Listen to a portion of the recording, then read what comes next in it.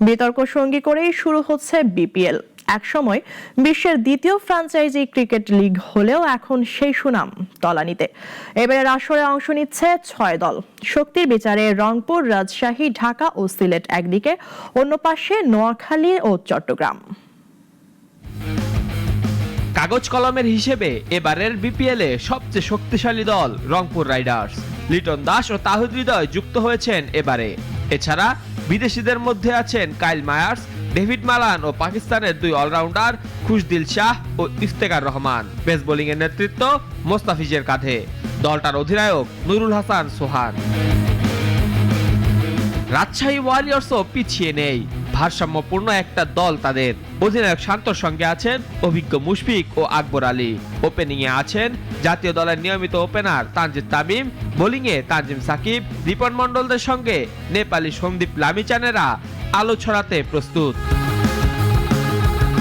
নামে টাইটান্স হলেও সেই অর্থে টি-20-র বড় কোনো নাম নেই সিলেটে। এবারে বড় দায়িত্ব দলটার অধিনায়ক মেহেদী হাসান মিরাজের কাঁধে। পারভেজ ইমন ও নাসুম আহমেদের পারফরম্যান্স অনিয়মিত। দলটার ভরসা বিদেশি আজমতুল্লাহ ওমরজাই, হযরতুল্লাহ জাজাই, মোহাম্মদ আমির ও মঈন আলীদের ওপর। এদিকে ঢাকার দলটাও দারুণ। টপ অর্ডারে অ্যালেক্স হেলস, রহমানুল্লাহ গুরবাজ পরীক্ষিত। নাসির হোসেন, সাইফুদ্দিন, সাব্বির রহমানরা জ্বলে উঠতে চান আরো একবার। বিদেশি হিসেবে আছেন দাসুল ছানাকা, ইমাদ ওয়াসিমরা। নিলামে আলোড়ন তুললেও সেই বেলুন ফুটো হয়ে গেছে চট্টগ্রামের। এই দলের দায়িত্ব এখন বিসিবির কাঁধে। এখানে স্পটলাইট 1,10,00,000-এর নাইম ইসলামের ওপর।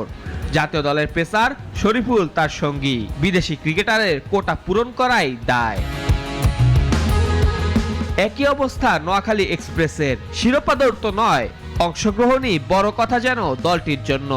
আফগান অলরাউন্ডার মোহাম্মদ নবী আর তার ছেলে হাসান ইশাকিল খেলবেন এই দলে। এছাড়া মারকুটে ব্যাটিং এর ঝলক দেখা যেতে পারে হাবিবুর রহমান সোহানের ব্যাটে। মেহেদী হাসান মুন্না, নাগরিক।